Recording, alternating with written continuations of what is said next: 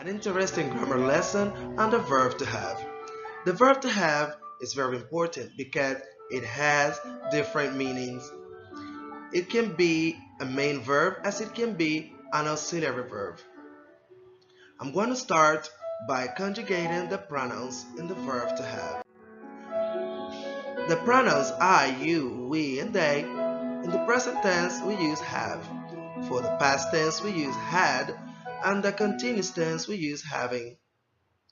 With the third person, he, she, and it, we use has for present, had for the past, continuous tense, we use having.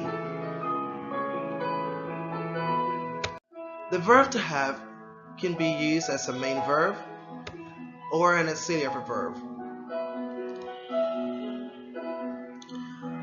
When it's a main verb, it can be a state verb, which refers to possess, an action verb, which replaces some verbs like eat, drink, etc.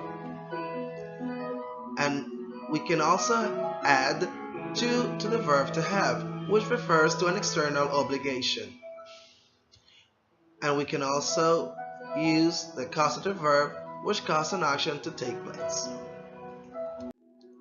The state verb examples are I have a car, he has so many friends, we have a horse, she had a fever. If we decide to use got on each one of these sentences, it will stay as follows. I've got a car, he's got so many friends, we've got a horse, she'd got a fever. Be careful when we use the verb to have as main verb without got. It is used only in the full form, but it can also be used in the contracted form, and the contracted form is preferred. As we said, we're using the state verbs, so we cannot use continuous tenses. We can say I have a car, or he had so many friends, but we cannot say I am having a car. It's very wrong saying.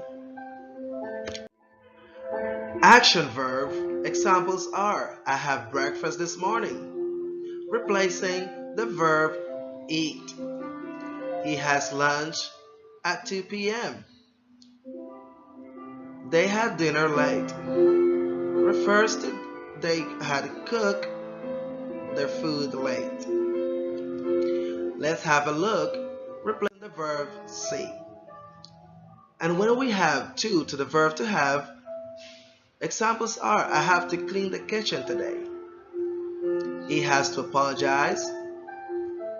They have to bath the dog.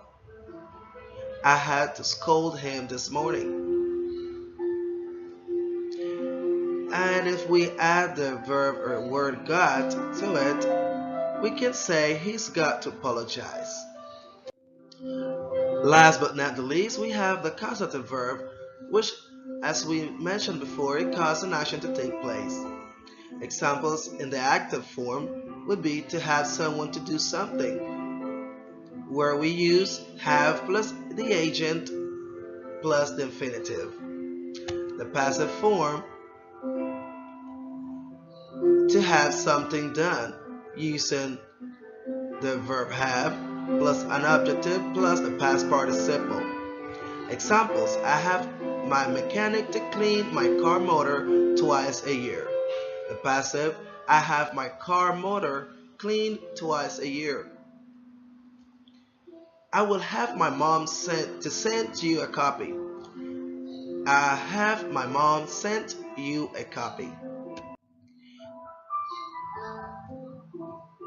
When we have the word to and the word get to this causative verb, the active form will be to get someone to do something,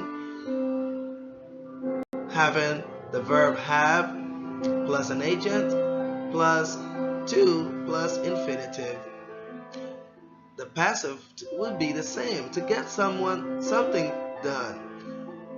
Uh, and have verb, adjective, and past participle. Examples are: I get my mechanic to clean my car motor twice a year. Passive form: I get my car motor cleaned twice a year. I got my mom to send you a copy. I got a copy sent to you. The auxiliary verb is used as an auxiliary verb for perfect tenses. I've called him earlier. He has landed. They have been searching for almost 3 months. We'd left when they arrived. Now we have the negative and questions in the verb to have.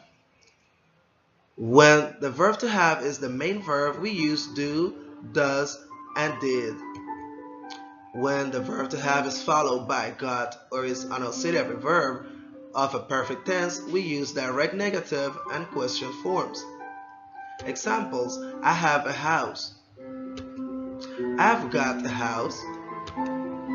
I don't have a house. I haven't got a job. Do you have a job? Have you got a job? And if we want to answer these questions, do you have a job? Yes, I do. Have you got a job? Yes, I have. Thank you for your attention. I hope you enjoyed this video and you have learned a lot from it. See you later. Bye.